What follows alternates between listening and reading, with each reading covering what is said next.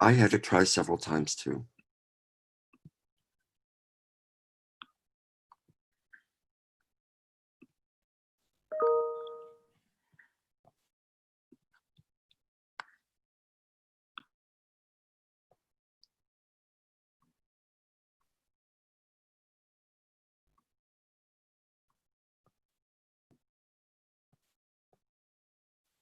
We'll just give people a chance to sign on since they're still signing in, and then we'll get started. Okay, and we are live on YouTube as well. That's right.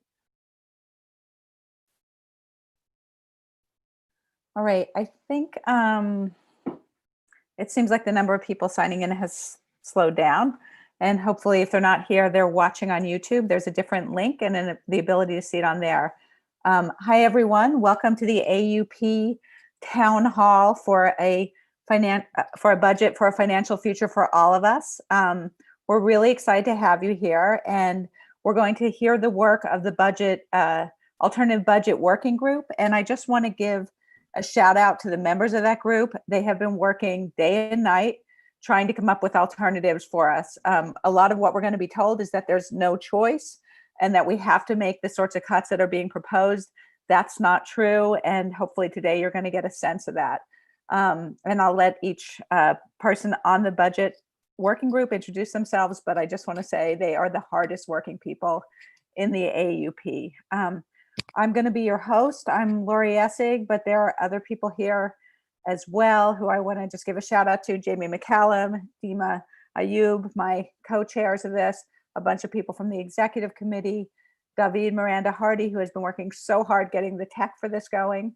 The way this is going to work is we're going to have the budget committee present their work, and then we're going to ask questions. Let's try to save the questions till you've seen all the presentation. And there are going to be 4 ways you can ask questions for. The first way is you can raise your blue hand if you're on the Zoom. You can raise your blue hand and I will get to you. The second way is if you're on Zoom, you can put it in the chat and people will be collecting those questions and putting them into Google Docs so we can summarize the basic themes. The third way is if you want to ask a question, but you do not feel comfortable people knowing that it's you and you want it to be an anonymous question, please send it privately in chat to Jamie McCallum. He will be collecting anonymous questions. And the fourth way you can ask a question is if you're watching this on YouTube right now, you can just put it in the comments section and David will be collecting those questions. So David, Dima, and Jeannie will be consolidating those questions, as will Jamie, and then I'll be taking the blue hands. You must raise your blue hand since we're up to about 98 participants here. So the 4 ways to ask questions are listed on the side. Thank you, Jeannie. And we are going to turn it over to the budget working group of the AUP.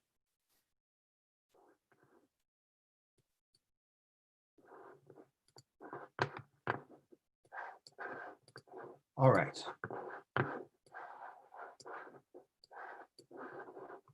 So welcome everyone. It's been an incredibly difficult last couple of weeks for many, many reasons.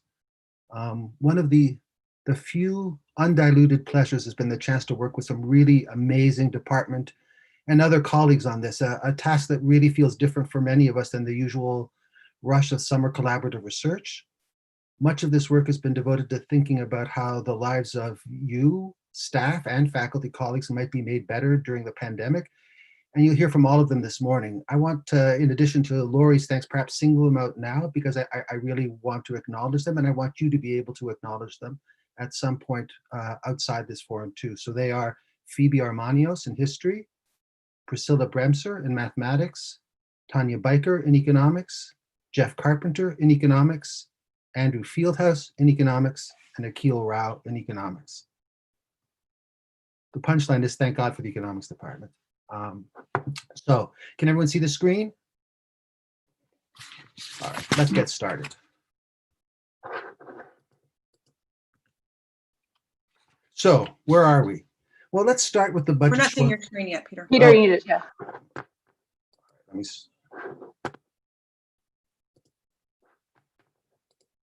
Can everyone see the screen now? Terrific. Yes. All right, thank you. So let's start with where we are.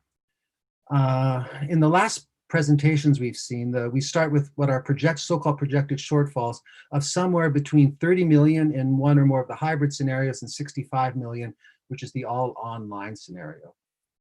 When we first started working with this, we took these numbers more or less as given. We tasked ourselves with the problem of how do we quote unquote fill these holes.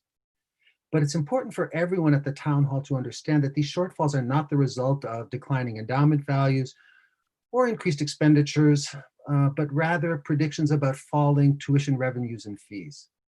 And those predictions are only as good as the predictions about falling revenues and fees are. And that's where the problems start for us. We believe these predictions to be pessimistic, and we believe that they have unintended but unfortunate consequences, not least of which are the terrible morale effects on staff, who are increasingly feeling compelled to choose between health and financial safety. Recent reports of student preferences, whether solicited by other students or the administration, have frankly inflamed matters and contain little scientific value.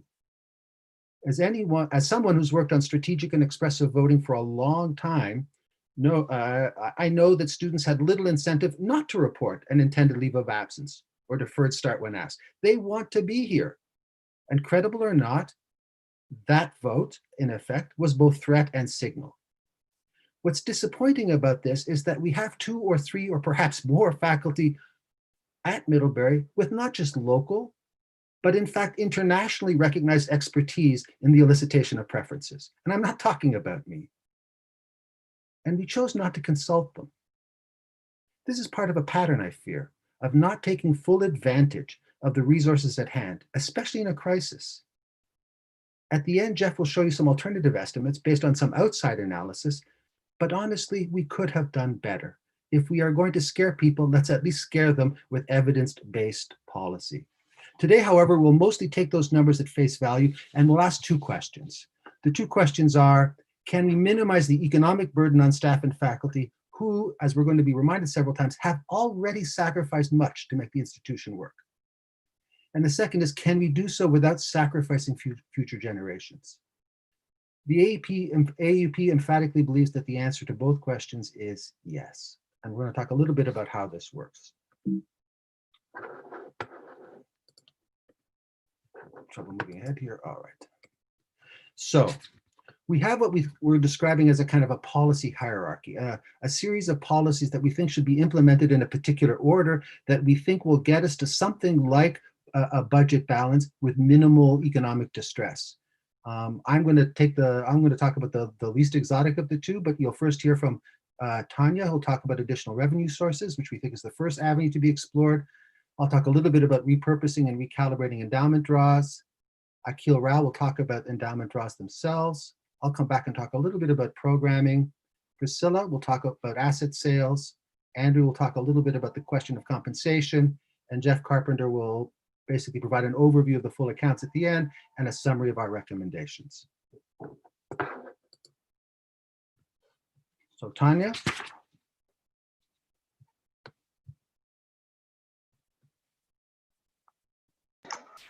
Okay. Thanks, Peter. So yeah, I'm going to talk briefly about additional sources of revenue. We recognize that raising revenue, and in fact, many of the ideas that we propose today are more challenging and more time-consuming than cutting salaries and benefits. Cutting salaries and retirement accounts takes only the stroke of a pen. But we argue that how easy a solution is should not be the criterion when we choose how to deal with the financial shortfalls we face. Okay, so there are a couple areas where we see the potential to raise revenue: fundraising and tuition from online courses. So when it comes to fundraising, we acknowledge that the college has long-term fundraising plans, and that these would be used for projects that are very important to all of us in the future of the college, like increasing funding for financial aid. And we know that the administration is concerned that fundraising now could diminish future fundraising. But we believe that careful and targeted fundraising and one-time unrestricting of gifts is feasible. and could even build credibility among donors, showing that Middlebury is committed to the mission of providing excellent education, even in the face of a crisis. So how would this work? We have a couple suggestions, ideas. For example, we could request from donors funds to fund specific budget items. For example, $1 million to pay for testing and tracking. This could be a one-time new gift, or it could come from unrestricting a current gift for this specific purpose. Another idea, and this one was even floated by alumni, is an alumni bond, right? Alumni would join together to make a loan to the college to help us weather this storm. And why do we think this is feasible? Because alumni, including donors, have expressed support and their willingness to help right now. They want to be part of a humane and mission-focused approach to this crisis. We're confident that advancement, if directed to do so, could find ways to encourage donations now that would not endanger future fundraising. As evidence of this alumni support, over 750 alumni have signed a letter and shared it with the senior leadership group. They expressed their concern in the letter for, quote, that possible cuts to salaries, research funds, wages, and healthcare will only further deepen the crisis that is facing Middlebury. And the alumni expressed and emphasized their support for a fair and equitable budget. Turning to the topic of raising revenue from online classes, we've gained experience teaching online this semester, and we actually do it well. How would this work? So departments have already this summer been receiving and approving requests to count online summer courses towards Middlebury credit. Why couldn't we be providing these online classes and earning tuition for them? We've already missed this opportunity potentially for the current summer, but we shouldn't let this source of revenue slip away in the future. For example, if we're worried that enrollments are going to be much lower in the fall, we could potentially offer available spots to students who would love to have a Middlebury class on their transcript. I know you might have a lot of questions about what this would look like and what kind of tuition we could charge for, and these are things we've thought about, including we've investigated what other institutions, peer institutions, charge for online credits. We'd be happy to talk more about these ideas today or offline in more detail with anyone who's interested. And finally, another opportunity for revenue comes from reimagining the Alumni College. So the in-person Alumni College was canceled for this summer, but we propose an online alumni college. Think the master class model that we've seen cropping up. Again, we might have missed this opportunity for the summer, but we could pursue it in the fall and spring. And alumni college master classes could even be a great fundraising tool based on what our faculty does best. So I'll leave it there, and we'll obviously take more questions about that later. Thanks, Tanya. So I'm going to be talking a little bit about repurposing and what we call rebalancing endowment draws. And this is not a conversation about how large the draw should be, but rather what use we put it to. And that matters a lot in the conversation because we hear a couple of things about endowment, one of which is we don't have a lot of unrestricted funds, and the other is we don't really have a lot of working capital. Here's what we think. We'll start with the observation that there are about $210 million endowment funds that are effectively unrestricted. About 185 million of those are board designated. It's our belief that in the middle of a pandemic, what the senior leadership group and indeed the board of trustees owe us is a careful inventory of every item on that unrestricted funds list. They owe us the question, is the particular activity being funded absolutely critical to our mission today?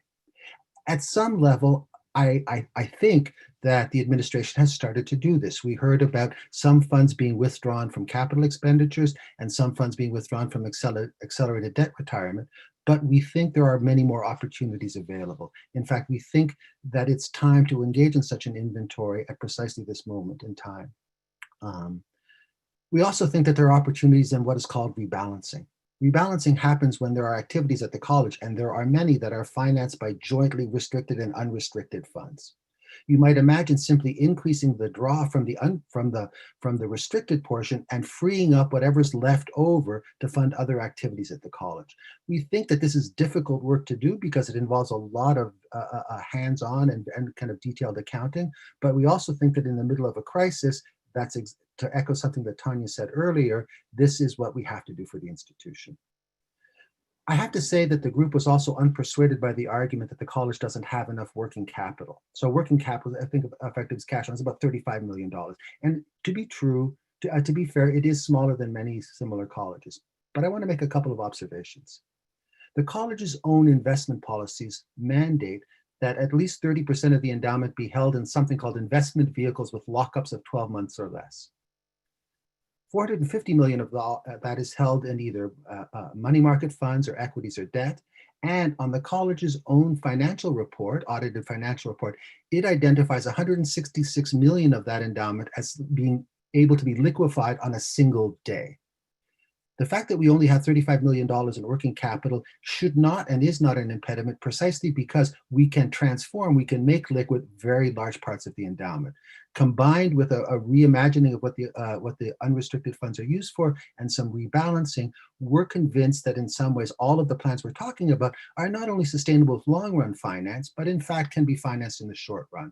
I'll point out too that the college has in the past taken advantage of a $15 million credit line it has that charges something called LIBOR, the London Interbank Overnight Rate, plus 1%. That means that the college can borrow $15 million to use as working capital at something like 1.5% interest. The college has taken advantage of this in the past, and there is no particular reason why, if it found itself short of working capital in the fall, it could not do so again. Let me make one more somewhat mundane observation here about management, which is the AUP Budget Committee also believes that there are opportunities for much more aggressive debt management. Here's what I mean by that. Just as many homeowners in the audience today have probably refinanced mortgages, interest rates come down, the college at least has a lot of fairly high interest debt still on its books. In particular, audited reports for the 2019 fiscal year suggest that we still have about $160 million in VIBA Series 2009 and 2010 bonds, all at 5% interest. A refinancing of all or part of that at current rates of interest would in fact save millions. At the current time, there's no reason particularly not to be doing this. And so I'm going to turn to Akil and the question of how big an endowment draw we should be looking at. Yeah, hi. So on the left chart over here, the endowment value, we've plotted the growth in the endowment over time under the current average draw. So 6.5% is the average historical draw that we've had over the last 10 years. And that's on the low side if you drop one high year. So that's the top red line, business as usual. Below that, we've also plotted what an 8% draw this year would look like. That's that blue line. Now, I want to note really quickly that the endowment grows because of asset returns. It's invested in a bunch of assets that have, on average, over the last century, returned at least 8%. So that's been stable. It doesn't seem like that century-long trend is going to change. And that's why this thing is going to grow. So if you look at this, you can see that the 8% draw this year doesn't actually take us very far off of where we would have been if we had stuck with the 6.5% draw. And just to quantify that, with a 6.5% draw, the endowment will double in early 2034. With an 8% draw this year, that's an additional $15 million in funds that we could use to fill any kind of budget hole. It'll double in late 2034. Peter, if you go to the next slide, please. So we looked at this for a 10% draw too. That would give us 35 million extra dollars. That's that dark blue line under there. With a 10% draw, it'll double a little bit later, but we're talking going from early 2034 with a 6.5% draw to mid 2035 with a 10% draw. These draws will not cause the endowment to crash. If anything, they won't really have much of an effect. This would not come at the expense of financial aid or any restricted programs, because the money would be drawn from the unrestricted portion of the endowment, and those other programs would continue to grow at these rates and be well financed. The money is already there in unrestricted funds. At most, we have to ask the board for this. So this, on the point of intergenerational equity, treating all generations equally, this is just asking future generations who will not be dealing with a once-in-a-century pandemic to loan us a few months to get us through this once-in-a-century pandemic. If we're going to be serious about treating all generations equally, we have to recognize that we are also one of the generations, and right now we are going through an unprecedented disruption. We shouldn't be privileging future generations over the current and imposing unnecessary hardship and suffering on ourselves. That's the endowment. Hi, back to me for a conversation about COVID-related savings and operating expenses. I want to say here that there actually is some welcome overlap between our work and the work of the Finance Office. Indeed, there's some sense that the Finance Office is proposing a very substantial cut in those funds to 16, and much of that comes from natural savings in the form of less travel, fewer speakers, utilities. Some of it comes in not so natural savings, which includes cuts to operating budgets, including those cuts that support scholarship, collaborative, and otherwise. I want to say that in our proposed budget, we are in fact less aggressive than the college on this front, precisely because one of our mantras has always been to ask whether or not a particular activity was indeed critical to our mission. So consider, for example, support for research and support for collaborative research with students in particular. The chance to engage in meaningful research with faculty who are themselves active and engaged researchers is a distinguishing characteristic of very few institutions in the United States. At R1s, undergraduates must often deal with RAs, and they don't get to work with scholars. At most liberal arts colleges, students get to work with scholars, but those scholars are often not leading contributors to their field. Part of the Middlebury experience, part of the Middlebury brand, part of what we ought to be desperately working to preserve is precisely those sort of experiences, and that's what we don't want to cut. And so while our budget does take something from non-personnel expenses and non-personnel costs, we're not taking as much precisely because we think that to preserve the mission of the institution, we need to be very careful here. And what we'd like to do is preserve some funds here for the sorts of activities that we think of as essential to the Middlebury experience. That's all I really wanted to say about this one. I think that Priscilla. Okay, thanks, Peter. So good morning, everyone.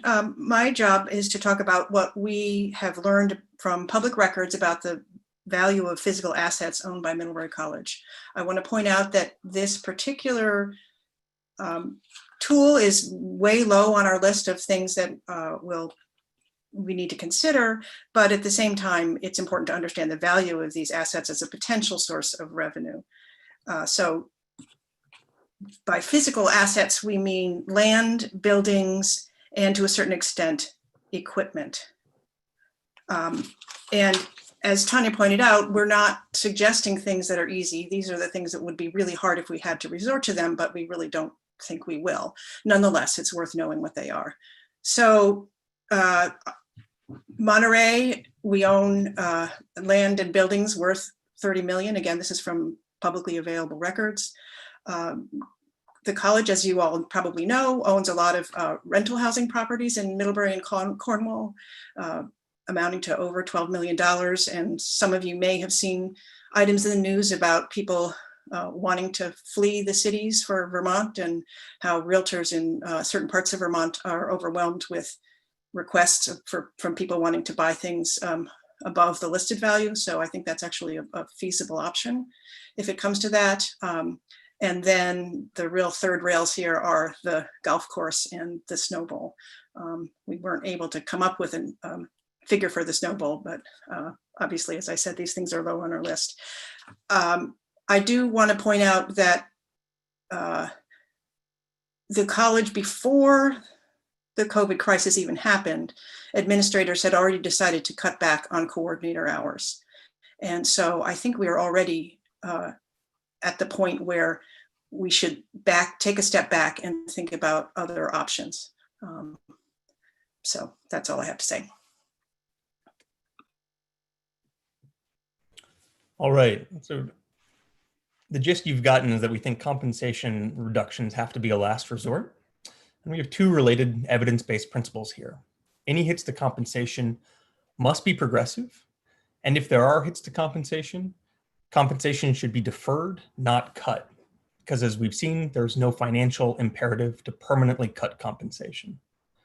Back of the envelope, deferring all compensation in excess of $150,000 for President Patton, the Fellows of Middlebury, and the senior leadership group could decrease the current cash deficit by roughly $2 million this year.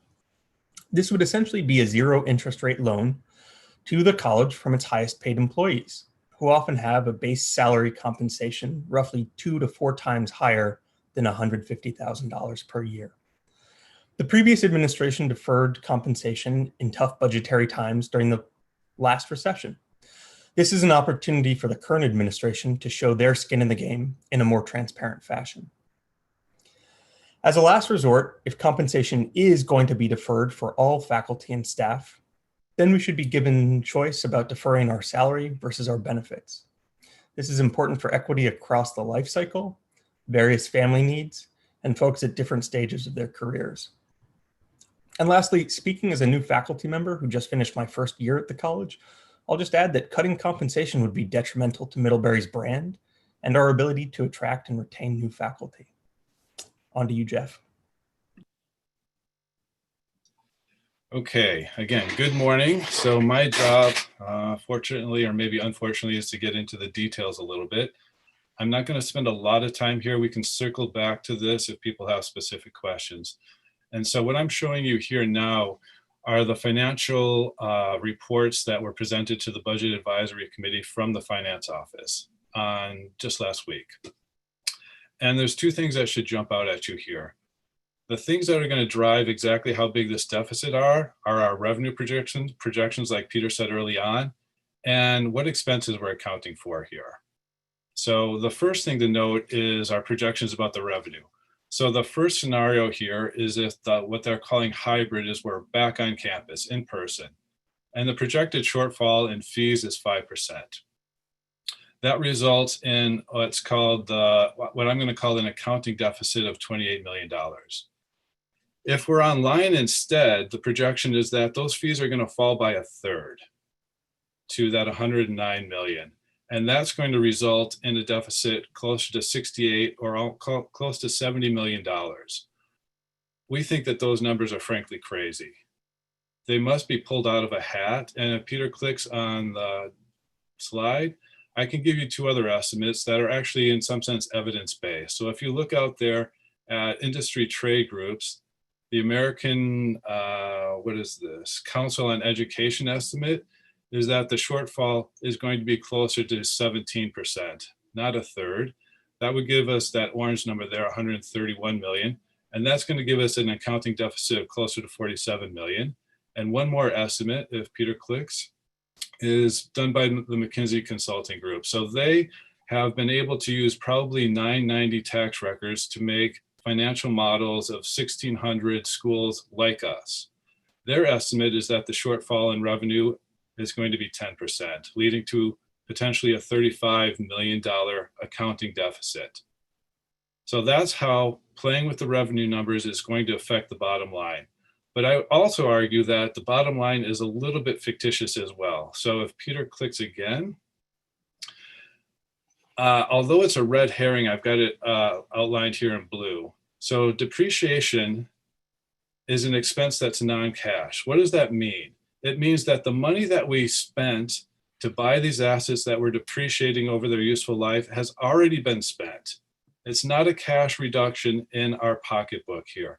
So if we want to make a cash hole and fill it up, what we need to do is not account for depreciation here. It's artificially inflating this deficit by a lot, by $21 million across the board here. So you can see in the hybrid in-person case, the cash deficit is likely to be $7 million, not $28 million.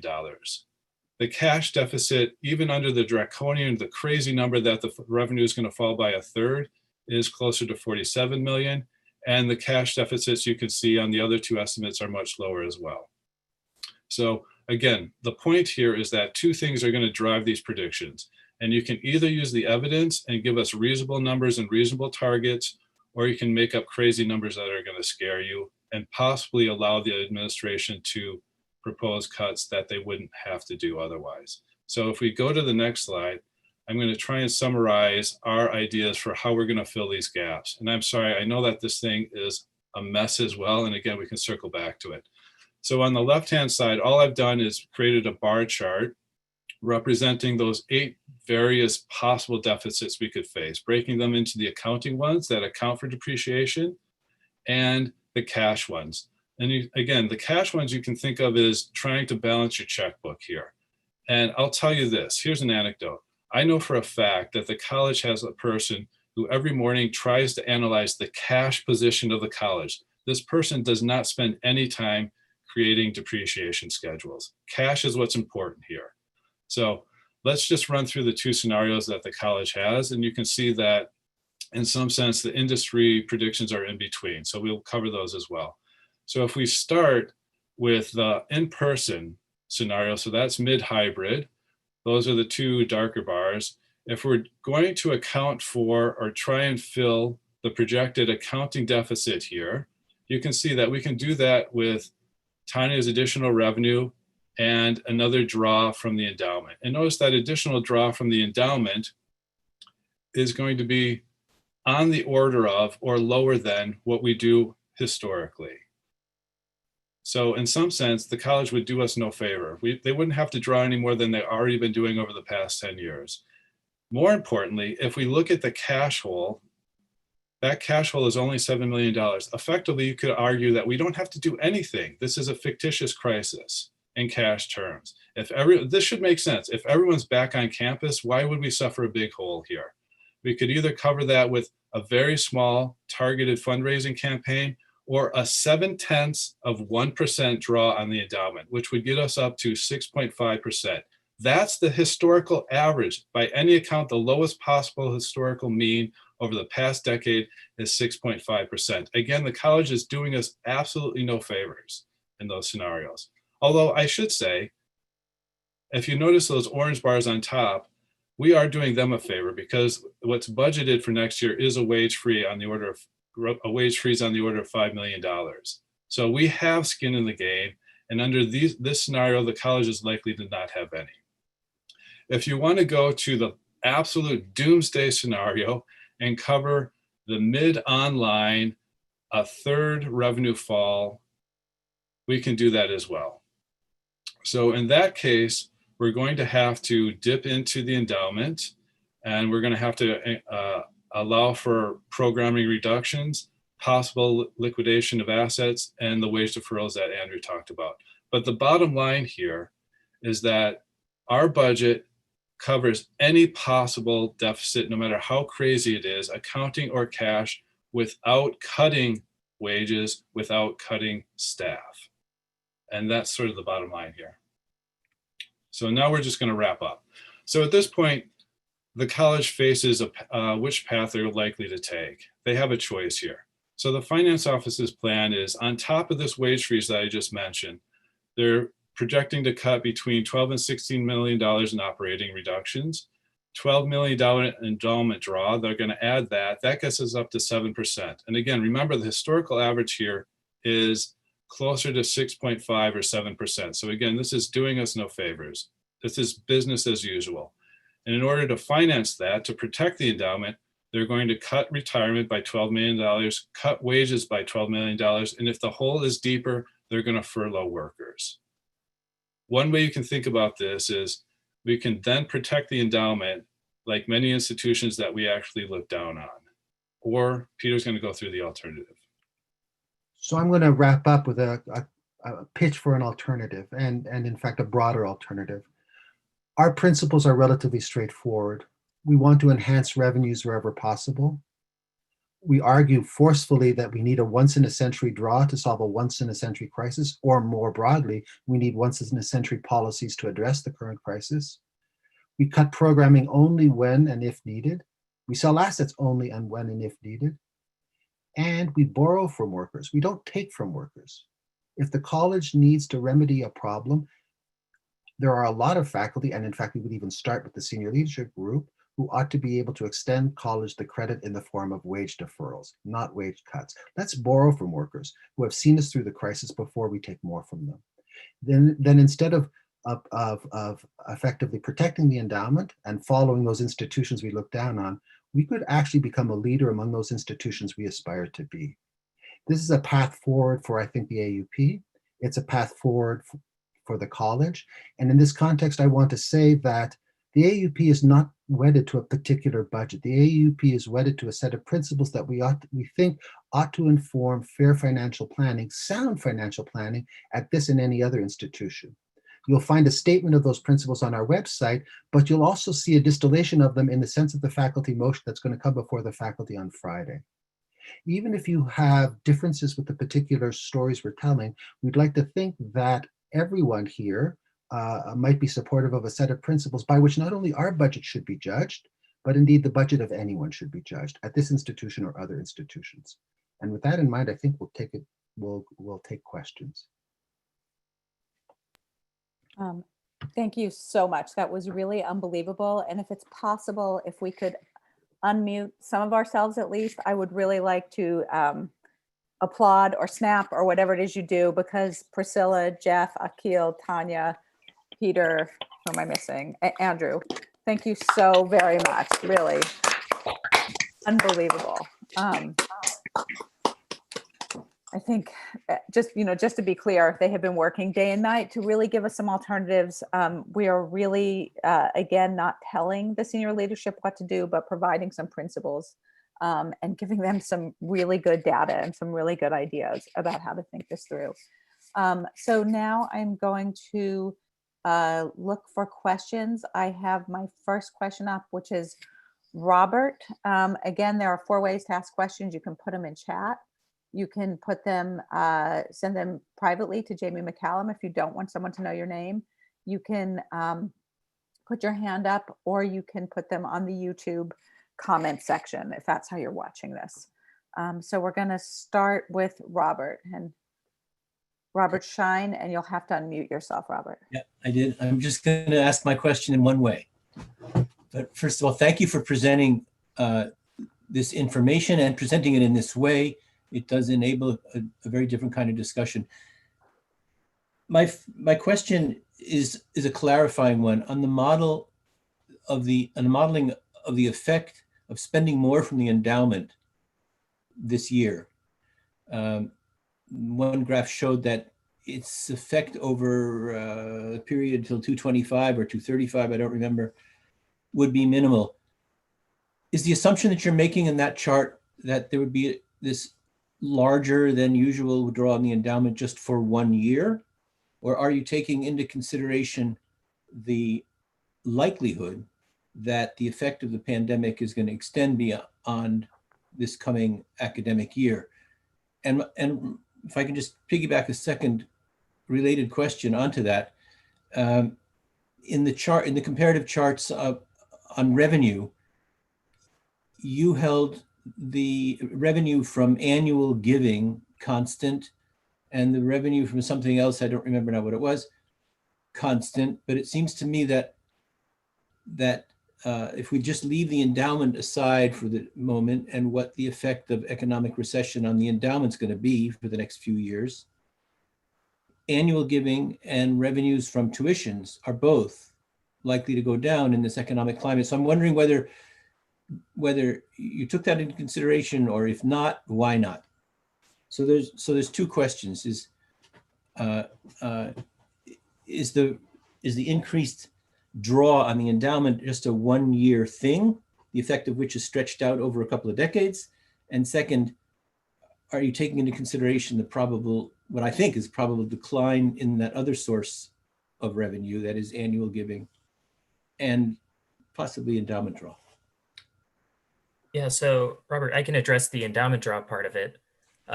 So we did assume that it was a one-time draw of 8 or 10%, and after which we would go back to business as usual 6.5%. We could consider multi-year additional draws. That is something we could model, but that is not something we modeled there. Thanks. I guess I can talk to the model. So Robert, the thing here is that I presented these numbers not because I have a lot of faith in them, but because these are the best numbers we have. These are the numbers that were presented by the finance office to the budget advisory committee. And you're exactly right. Some of these things frankly make no sense to me either. So yes, they are modeling that the gifts are steady across the different scenarios. And I have no idea what their model is for the future, because I'm not sure that they think that far. I'm sorry, this is mean, but I'm not convinced they think that far in advance.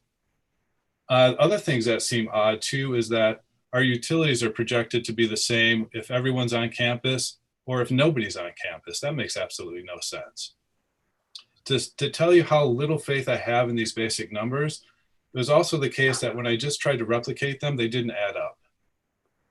Simply didn't, the arithmetic did not add up. So this is what we're saying. Some of these numbers I think are a complete shot in the dark, and I'm not sure how realistic they are. And if we're to face this problem, people have to take this seriously and use all the evidence available. The last two columns that we added a little bit of evidence here. But that's the best we can do. We have to work with their numbers. Right. I would just chime in and add that there's a huge disconnect right now between the stock market and people's lived experience with COVID, right? The S&P 500 is back to where it was. Right. I don't think that it's a safe assumption that the stock market is going to be in the tank for the next 2 years, or that endowment growth may be adversely affected by this. Not a good economic indicator, but also totally detached from a lot of economic fundamentals right now. If I could just add a comment, it's not a question. I know it's been said before, it's the point that James Fitzsimmons and Rebecca Bennett made in one of our recent meetings and others have made. I just want to say I completely support this principle that reduction in salary, and especially reduction in the college's contribution to retirement, is a permanent burden borne by faculty and staff to solve a temporary problem, a severe problem, but a temporary problem. And so your approach to avoid doing that and address things in a temporary way is completely sound. So it's just kind of vote of confidence in that approach that I hope we can, for which I hope we can make a very, very strong argument. Thanks, Robert. Thank you, Robert. Jeannie, do you have any questions coming up in chat for me? I really don't have too many, but a lot of folks are asking to share this presentation afterwards, especially with senior leadership. And just so everyone knows, the stream of this presentation will be on YouTube, and it should be shared both with colleagues who weren't here, as well as I think we will consider sharing it with SLG. I don't want to speak for the whole group, but. Definitely. Any other questions? I don't see any blue hands up. We scheduled a lot of time for questions because we thought you'd have it. Noah, Graham, I'm just going to call you out because I think you had a lot of comments on the side, and I wondered if you wanted to bring any of those up. Thanks. Can you hear me? Yeah. Yeah, great. Yeah, sorry. And so first, I also want to express my thanks. I see a lot of the things that I am also very much in support of coming up sort of independently, and I think that's a sign that in what you've come up with, and I think that's a sign we're on the right track. Yeah, I just have a few technical things that I hope maybe strengthen your ability to sort of present these ideas and not have somebody say, oh, you forgot this, and that invalidates the whole thing. You know, it's good to be prepared for those sort of things. So a few things I can mention that worry me, and I don't know how they work, it's been frustrating not to be able to find out better. But one is that in the endowment, we're subject to capital calls. That means that we invest in some partnership that invests in who knows what, but we can be asked basically to pay in more capital. And I think if you don't do that, you can lose your investment essentially. So I don't know to what extent we have to reserve against things like that. On the cash point, I think that's a really excellent point, because I think there's kind of been a mix and match where we sometimes say, well, this problem helps, you know, this helps our deficit, but it doesn't help our cash flow. So for example, talking about what funds we have available versus what we're willing to spend overall are two different questions, and the cash one gets at that. They're just a couple of things you have to add back in though. So one cash expense that's not an operating expense is debt principal. So it doesn't cost you anything, you're just paying off your debt, but you need cash to do that. And the other is capital expenditures. That would be balanced by any asset sales, and I think that would be a good way to address that one. Maybe the last thing I'd mention is under the revenue, I actually think one of the biggest hits, and this certainly in the spring, is room and board. So I would just be careful about how those estimates are, those tuition estimates, because room and board, we essentially, room and board is very profitable for us. So we rent these buildings that we own. And so if the buildings sit empty, so I don't know if those, I wouldn't, if we really are remote, I can't see how we would avoid that loss, which is something like $30 million, I think. So, but again, thanks for all that. And I just hope those are things that are worth considering in terms of the technical details. And I agree that these numbers, it's so hard to know how to rely on them, but if there's any way to make them, it may be ways to make the things slightly, to get better estimates than what we have before. So thanks, Noah. We appreciate the comments, and in fact, we may reach out again. We were a little bit mindful of the possibility of capital calls, and some part of what we thought about when we were looking at the liquidity of the endowment was whether or not those decisions would in fact involve capital calls. But yes, it's important to be mindful of. I think the bigger argument here is that there's more wiggle room than is sometimes suggested. On the last, you're absolutely right. I mean, room and board is one of those big ticket revenue items for us. And we're mindful of that too, I think, in our projections. We'll need to go back to the McKinsey and other predictions to see whether or not those account for room and board. But I think the larger sense here is that, you or I or anyone else who's done any of this kind of work probably needs to have emphatically insist that we engage in evidence-based reasoning here. That if the college is going to make a claim about what's going to happen to revenues, that it makes an absolutely good faith effort to figure out what the available information does or does not say about the size of the hit. And our concern at this point is that these numbers are as much an exercise, not in wishful thinking, but in fact in end justifying means. I think frankly, I think that there are cuts that some senior leadership group members would like to make, and the pandemic is being used to justify some of those. I think for me and for many other people, the galvanizing moment in David Provost's first presentation was precisely the moment where he said that part of the problem could be solved by permanent reductions in retirement contributions. That's a signal to everyone that that's not just about the pandemic. But I take all of your points to heart, and we'll reach out to you soon. Thanks. Yeah, and I couldn't agree more with what you just said. Thank you, Noah. Jeannie, I'm going to go to you, and then Timmy. Yep, so we have a couple of questions about the feasibility of having online classes in the summer, as well as undergraduate classes, alumni classes, in terms of both how big of an interest do folks think there is for these kinds of courses for broader audience, as well as, for example, who's going to teach these courses and with what funding? Have there been any models for that, especially because of faculty having 9 or 12-month contracts? So how would one pay for making master classes in the summer and things like this? Tanya, do you want to? Yeah, I was going to say Tanya. Unmute. So to the topic of alumni college, I saw some comments in the chat there, and maybe Caitlin would be willing to speak a little bit to this, but so far the online classes that we offered during the semester had enormous interest, I think. So I think there's evidence that, at least for the alumni piece, that there's a lot of interest. And then in terms of classes for undergraduates, yeah, we need to think carefully about what that would look like and whether or not that could potentially be for classes that faculty are already teaching and there are empty spots in the class. But yeah, we'd have to think carefully about that. That's not something that we're, I understand potential concerns about that, and we would think carefully about it. And obviously, yes, we would think that if faculty were teaching classes outside of their existing course load, that they would need to be compensated for that. I know there's other people on the group who've thought a little bit more carefully exactly about what that model would look like. So if they want to talk now or later about that, and Caitlin, if you'd like to chime in too, that would be great.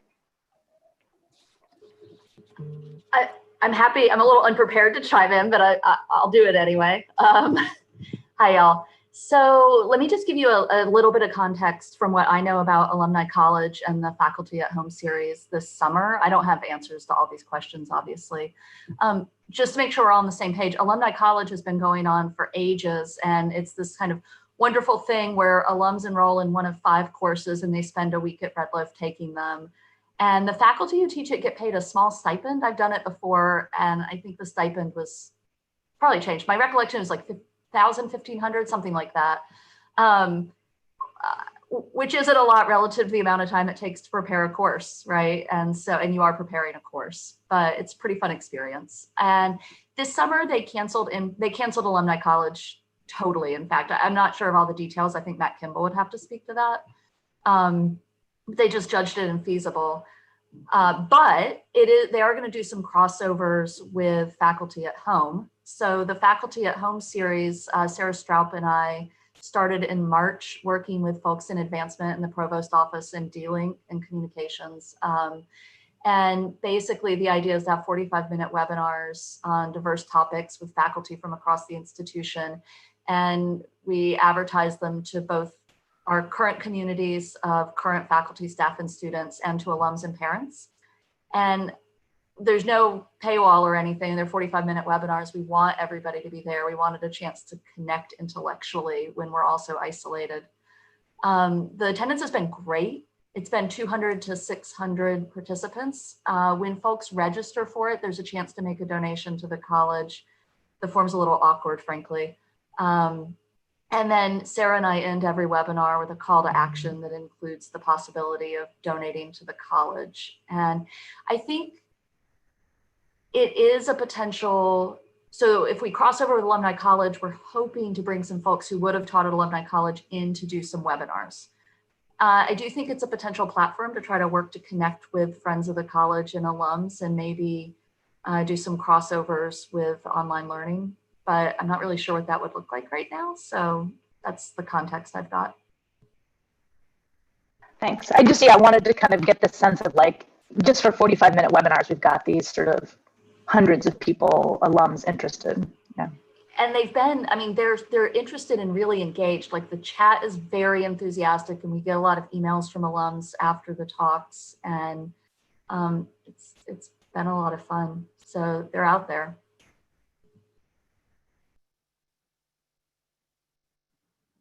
Thanks so much for jumping in. So Timmy, you're next. I wanted to talk about missing numbers. We have a lot of restricted funds from 1812 and 1830 and 1840 that generate millions and millions of dollars. And the college gives the club or whatever it is a certain kind of budget and takes the rest as budget relief. And the same thing, as we all know, when we get grants, the college takes 40% off the top. I'm wondering if it's possible to get an estimate, to ask the provost office and the advancement office a sense of how much that is. In my own experience as running the Raj and different kinds of groups that are associated with the Raj, I've seen that there is we get a limited budget. And when I came and asked where the rest of the money was, I was told that it went to budget relief. So I think that there is a sense that, I mean, there's certainly, there are millions there, that it will be interesting to figure out how much, and then maybe we can add that into these wonderful graphs that my colleagues have done. And thank you really, really for your great job. Thanks. So I'll jump in and say, I think, Timmy, that you're right. I think that the line between restricted and unrestricted is less a bright yellow line than we're sometimes told. I think that we sometimes do use those funds for budgetary relief. At this point, our large request here is simply that we go back and inventory every single one of those items and ask whether or not we can find additional budgetary relief at the time of a once-in-a-century pandemic. It's not a big ask, I don't think, but you're absolutely right. Yeah, I think there's been some trouble with transparency and getting information. And so I do think one of our campaigns coming up is going to be open the books. We would like to see more information. Because William. just jump in for Sure. a second. If we get a list of all these grants, excuse me, all these, gifts, and know what the budget that is, Ron brought all this money for departments. There's Department of French by certain name, Chinese by certain name. They get a budget, but the gift is much bigger. If we can know what that difference is, I think it will be really helpful. And if they're talking about transparency, really, let's be transparent. That would be good. We would like transparency. William, you're next. Hi, good morning. Thanks very much to the economics department. Usually when I think of economics, I have nightmares about a course I took when I was an undergrad, but you've helped me with that. I did have a quick question about language summer schools. Are you in touch with admin of the language schools and what enrollments look like? And because I understand that enrollments are quite good and they're charging the same tuition. So just if you've been in touch with them, and that could be used in these models or projections. Thank you. I can say something, Jeff, or you can. I think maybe you want to. Well, William, thanks for that comment. And indeed, part of what made us question these revenue projections is that we heard the same thing. That the enrollment is no lower than 2/3. It's indeed possibly higher than that. And if people are enrolling on that and that's completely online, why would we expect anything different in the fall? So, I mean, again, that's a little bit of evidence rather than just taking a shot in the dark. A lot of these budget numbers you see, the first thing that should make you question them is they're often prominent numbers. We're going to cut that 10%. We're going to cut that 5%. And that just suggests that you're not thinking hard enough about this.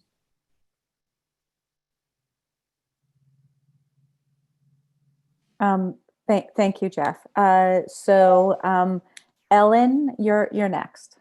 Hi, thanks a lot for this incredible presentation. I had it's a question, I guess, like a dumb question from a non-economist, which I guess a lot of us are.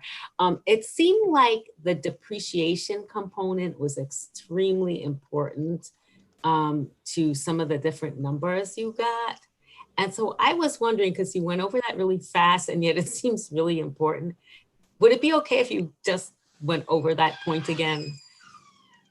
I think it was Peter or maybe, I forget which one of you did. Jeff, I think, yeah. Jeff, do you want to talk about depreciation as a non-cash expense again one more time? Yeah, because that was really different and it helped to come up with very different estimates. So I think it would be great for us to understand it a little better.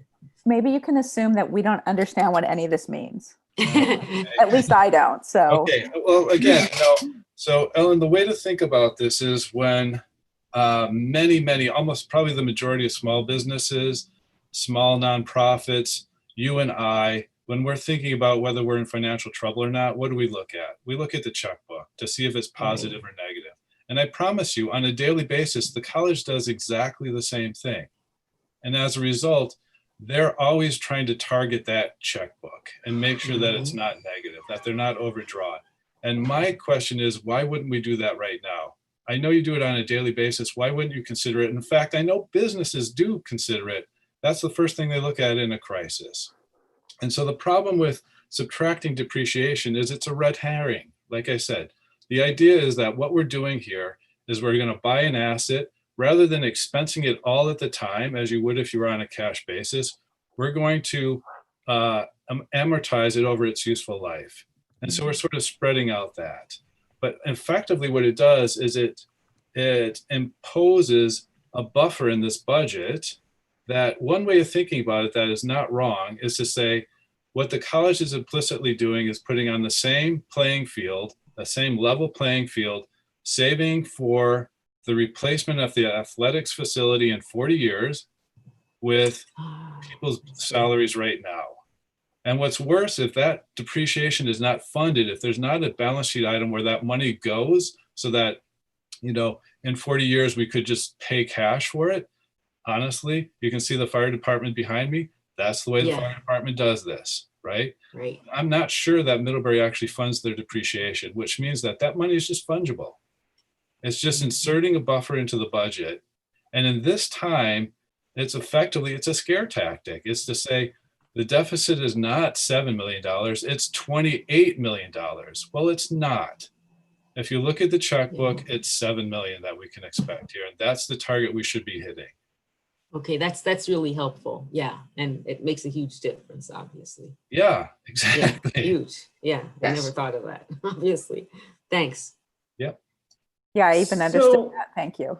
So there's a question that's a follow-up about depreciation that came from the YouTube stream, which is from Catherine. I may have a limited understanding, but didn't the college's failure to budget fully for depreciation create fairly significant problems during the last financial crisis?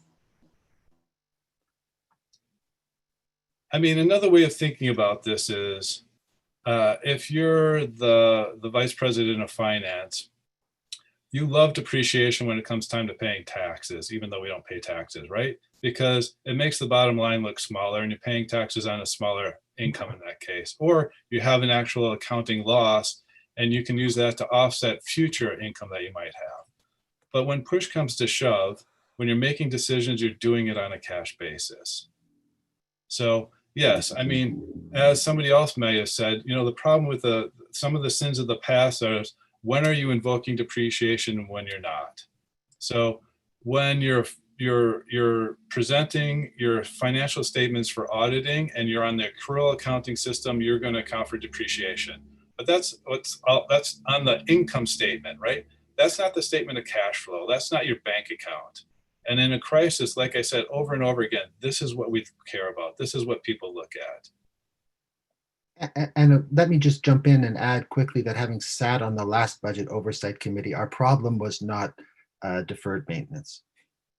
We had many problems, but that wasn't the overarching problem.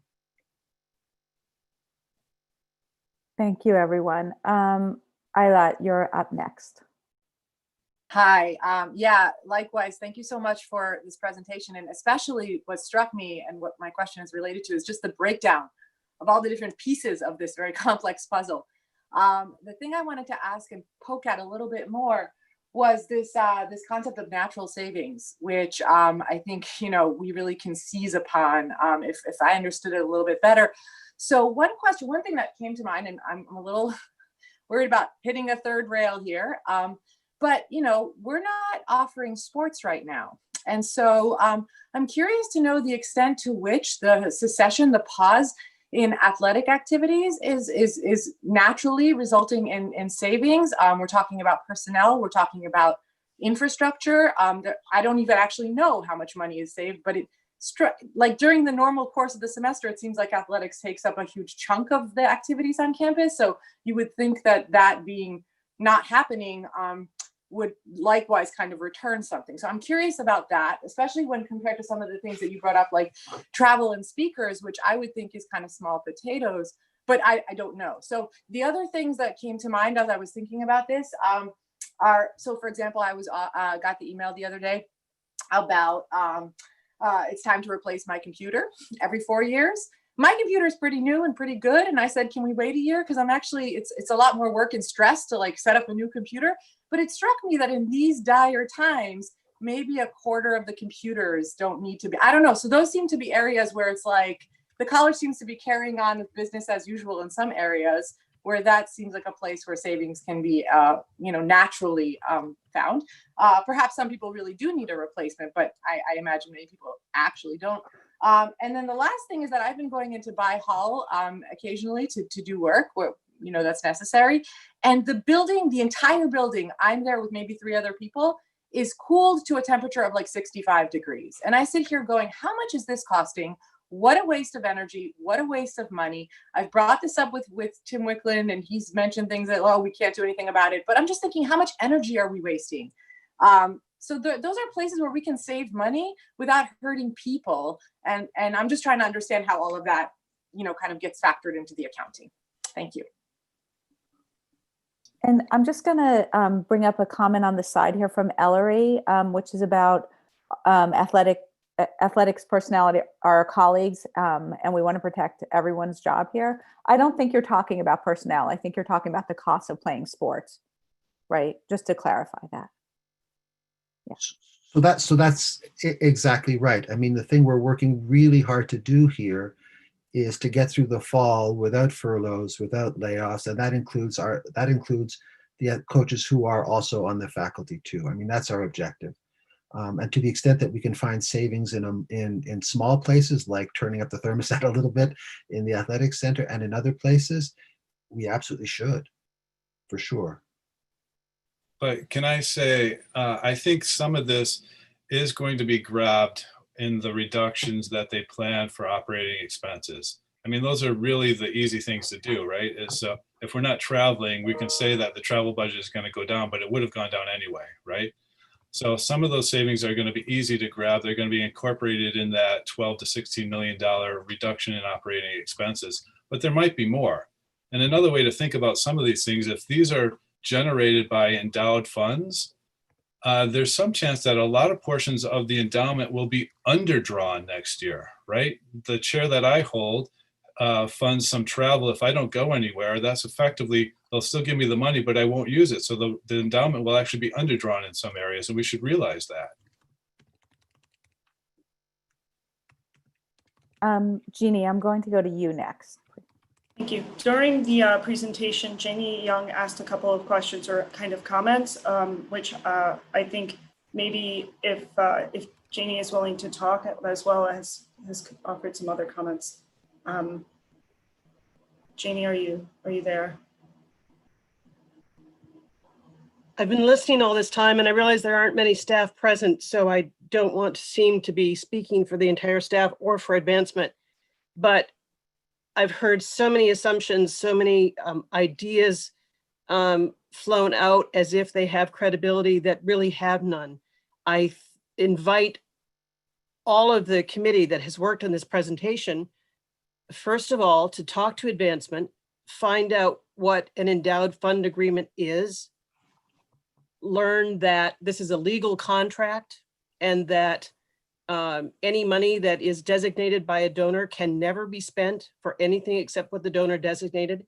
And that may include paying for the budgeted salaries of the faculty in a given program, while only part of the income pays for your programmatic operating costs. There is no pile of money that is being hoarded to put into general operating funds that is from any of the restricted funds. You may not have noticed, but we are audited every year by an independent auditing firm. They go directly to donor restricted funds first. This is the highest legal obligation that one can have in accounting for nonprofit. So that's the first thing they look at. And Middlebury has never been faulted for directing donor funds to other purposes. So I hope you're not fantasizing that there are millions of dollars in restricted money that can somehow be used to pay for whatever is deemed necessary in a given point of time.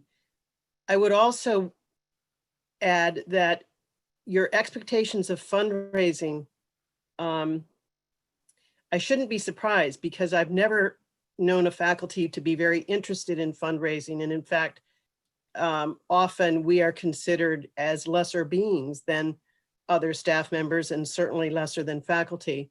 But if you knew anything about fundraising, you would understand that donors place a great reliance on an institution's financial stability. And in fact, in recent years, we are having more difficulty with donors because our S&P rating has dropped, because of our level of debt that has not been paid off, because of the change in accounting that caused the deficits that we've been working on for the last 3 years. So please don't fantasize that you're going to tell fundraising to go out and raise money to fill these gaps or get $1 million to pay for testing as if we can just tell a donor that that's what they should do. And as for the 750 people, alumni who signed a petition, please don't assume that advancement doesn't look at those lists and know these people and know them better than you do. And we know what the ability is of our donor base to support it. And we also know what their inclination levels are. the other thing that really disturbs me is that the economists who presented as part of the committee continue to say that they've based all their projections on the numbers provided by David Provo and the administration.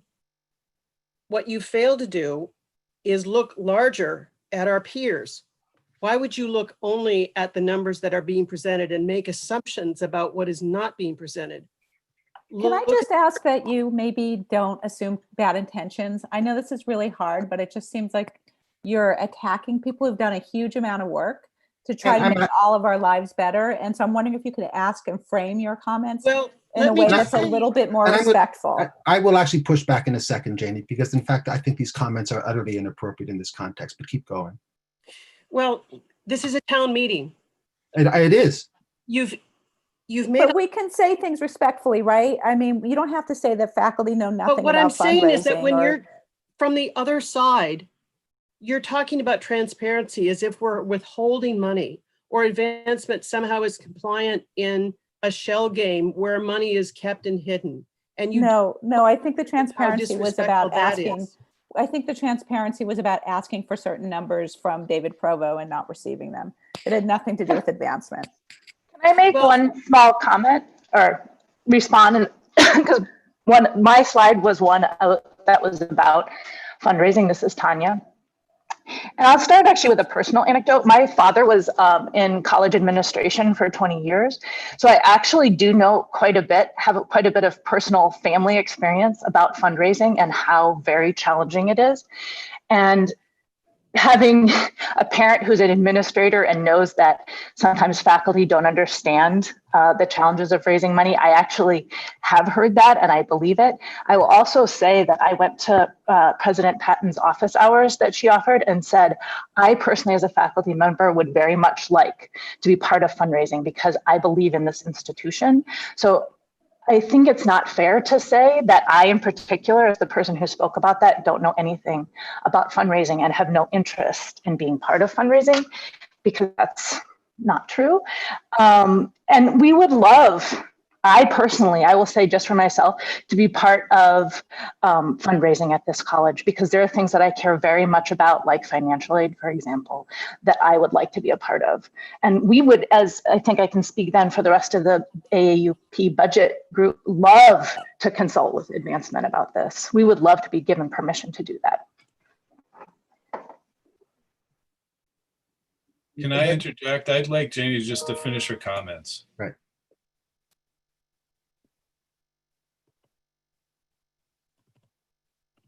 Are you still there, Janie?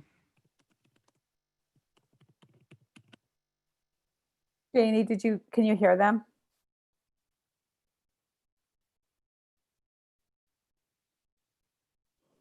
Are you here? She wrote in the chat that she would prefer, I'm assuming, not to comment further and defer to the committee. Well, okay. I'll respond a little bit to the notion that we have no idea what other colleges do, or that we have no idea what endowment policy looks like. I mean, as I shared with faculty, not staff, at the last faculty meeting, I spent a big part of my undergraduate education, graduate education, working with the folks who in some sense are responsible for developing a kind of a corpus of economic theory that describes responsible endowment management. And having spent time on the last budget oversight committee, I have an incredibly acute sense of what other institutions are doing. I have an incredibly acute sense of how our endowment draws have looked different than those other institutions for a period of time. I will add, however, that long run rates of return are 8%, at least for what we're looking at. Draws of 7% still allow for real growth. The fact that we've lagged behind other institutions is or is not a cause for concern, depending on whether or not you think the object of the exercise is to have a bigger endowment than school X. But I'll also add that in the midst of a pandemic, is not the time to say, okay, we've taken out 7% for the last year. You may think with perfectly good cause that 7% was too high. I may think that 7% was perfectly fine, but the time to visit that question is not now.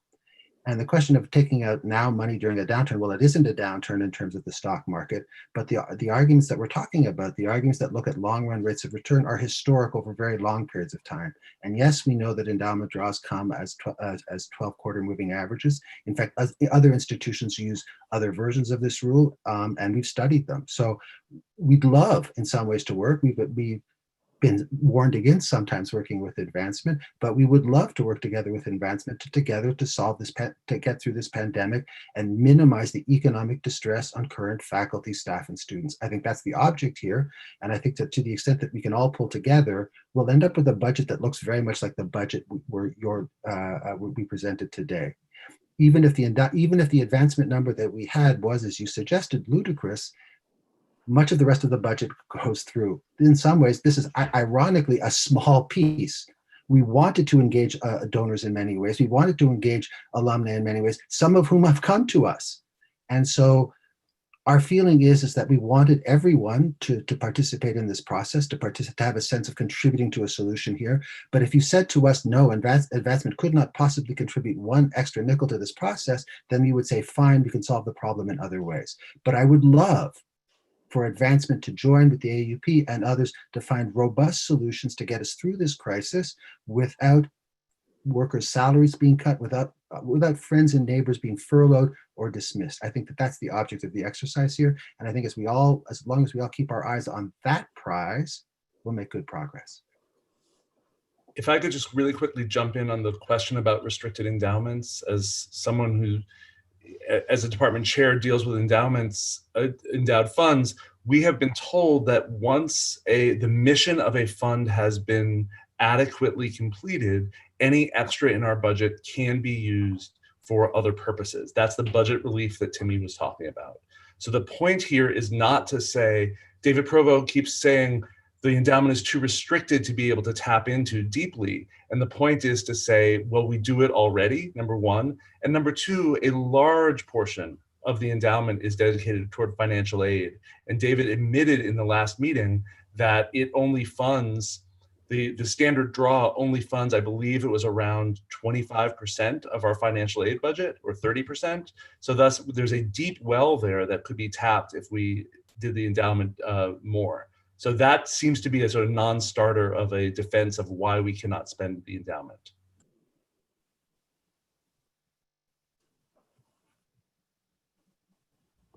There are a couple of comments on the YouTube feed, including folks that are interested in working with advancement, and a notice that they feel like faculty have not been drawn into that conversation. So perhaps this might be an opportunity for further collaboration in the future.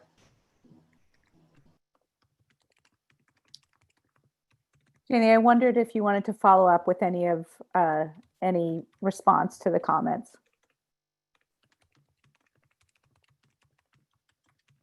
Could I say something on endowments? Robert, I prefer if you'd wait because there's some other questions up, and so we're trying to do one question per person. But so Janie, do you want to weigh in here or no? Be inappropriate.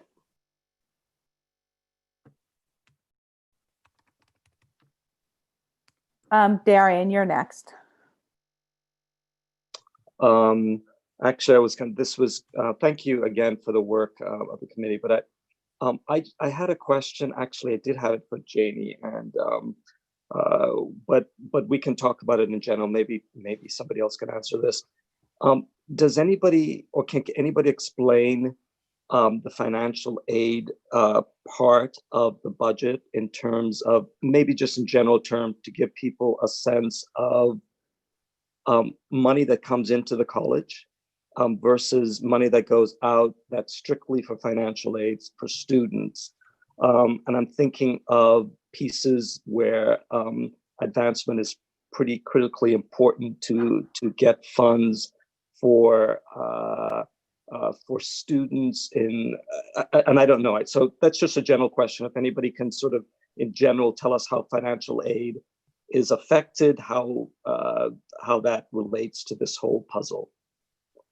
Thanks.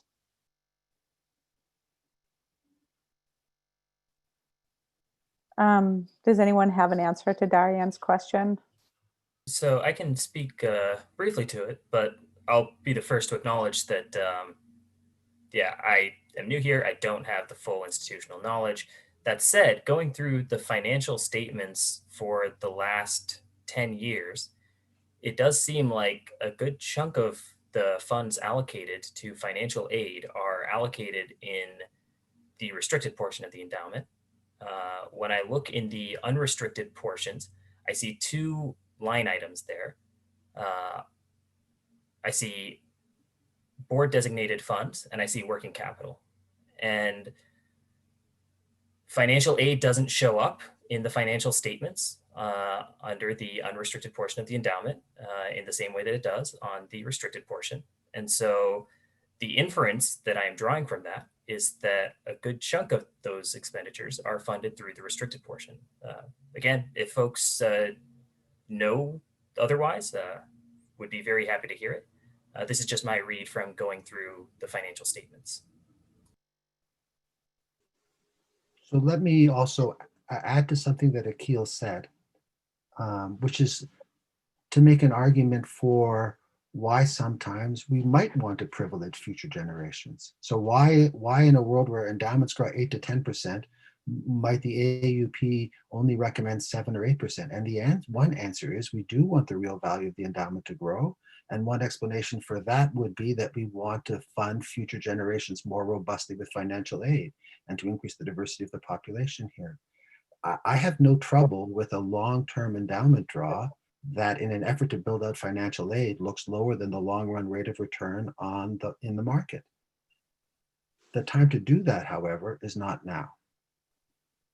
And so yes, I think that we need to have a conversation about funding priorities now, and we need to be working more robustly, not just long-term, but to see us through the crisis. And this is an effort to see us through the next 6 months.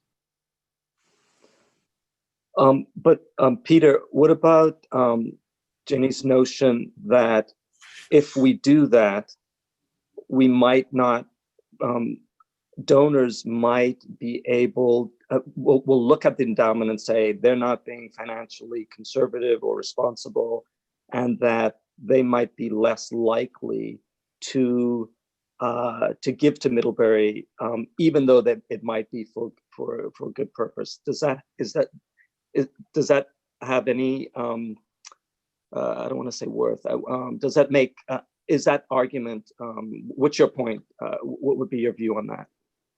I think it's a fascinating hypothesis. I think there may be a germ of truth to it, but like all of these things, let's actually think about this in an evidence-based way. I would be happy, in fact, more than happy, to engage in a research project that involves students and colleagues and Janie in advancement to figure out exactly what the answer to that question is. Not using kind of observational or anecdotal data, but in fact to think very concretely and in very rigorous ways about what that might look like.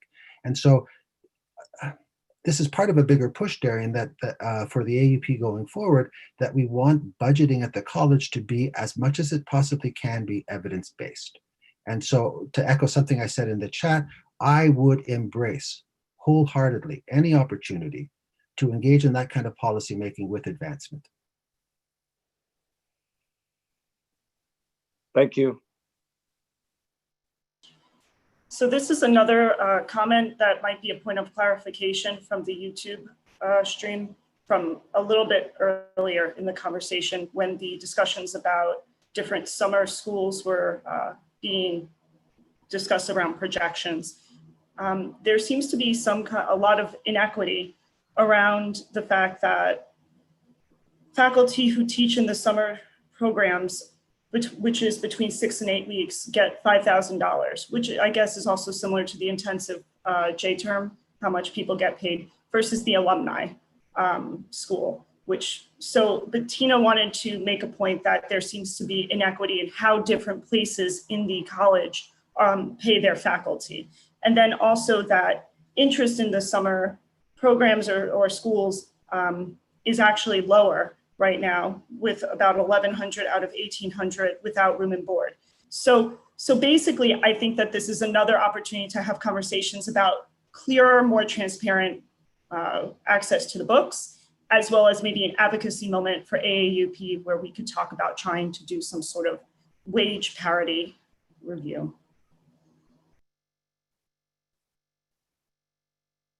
So am I going to jump? I'll jump in again. I think that's a great question. You know, I think that one of the interesting challenges for the AUP going forward is the AUP was reborn at a time of budget and pandemic crisis. And so all of our attention has focused in the very short run on those two things. Inequities across the college are something that I very, very much hope the AUP post-pandemic will take up. I think that, in fact, I hope that a post-pandemic AUP will also revisit the question of how health insurance is now scheduled at the college. And so, yeah, I think there's a distinction here for us to make about what the short-run future of the AUP looks like, and that's a future largely dedicated to figuring out ways of getting us through the current crisis, and a long-run future which starts to address some of these inequities and starts to highlight and underscore these inequities and take advantage of increased transparency to do the best for everyone in this community. There's a lot of chatter right now on the chat basically saying that the summer school has not increased its payment faculty for 24 years, as well as differences in payment. That's an inequity. Right, and different payment in terms of different people who teach in the language schools get paid differently. So this is definitely a possible advocacy moment for the AAUP. Absolutely. So have I missed anyone who wanted to ask a question? We're coming up on the 10 o'clock hour. We're going to be wrapping things up. I will say I've taken a lot of hits on the side there. I apologize, Janie, again. I heard words like ludicrous and fantastical, and I just, they didn't sound fair to me, but I apologize for interrupting you. I really want to say that again. And I want to make clear that we are trying to collect as much input as we can. And one of the things we're doing is collecting stories. Jacob Trop just reminded me, and hopefully he'll post it in the side there. He is collecting stories from staff and faculty who are going to be personally impacted by the cuts that are coming forward. And that's really what our budget principles are about. So if you are a voting faculty member, we ask you to support it. This is about people's lives. It's about what's going to happen in the future, whether they can pay the mortgage, whether they can pay for childcare, whether they have to take a second job. And we really want to focus on that. And we do think, Janie, and I hope you know that we're actually all here to work with advancement. I work with advancement all the time. You know, we get a lot of our money from one family, the Gensler family, and we work with them constantly. And I think a lot of us are really happy to work with advancement. We love you guys. We couldn't do what we do without you guys. But advancement, you can use us and the stories we're collecting to talk to donors about what putting faculty and staff first, the people who make education happen first, means. This is a story worth telling, and it's a story I think a lot of donors would believe in. And Jason's posted that over on the side too. So I apologize again for interrupting you. My bad. And I hope you will continue to work with us. I hope you'll work with me. I hope you'll work with the budget people, and that we can start talking to our alumni who do care deeply. That's why 750 of them signed the letter. They care deeply about putting education first. And I know you do. I know we all do. So hopefully you're going to join us on Friday if you're a voting faculty and vote to put budget principles. It's not a budget. We're not telling you what the budget should be. We're saying there should be some principles, and those principles should put education over the endowment. Thanks everyone. Thanks particularly to the people who worked on the alternative budget. All of this will be available to watch. So you can send to colleagues who weren't here, and we will see some of you on Friday and some of you next Wednesday for what will probably be our last meeting until the fall. Thank you very much.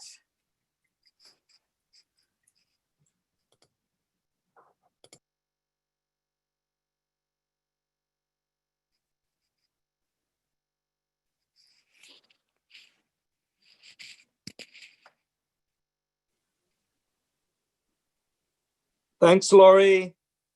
Thanks everyone. David, thank you. Jason, thanks for running it. Appreciate it. Yes, thanks everybody. Thanks everyone. Jeannie, are you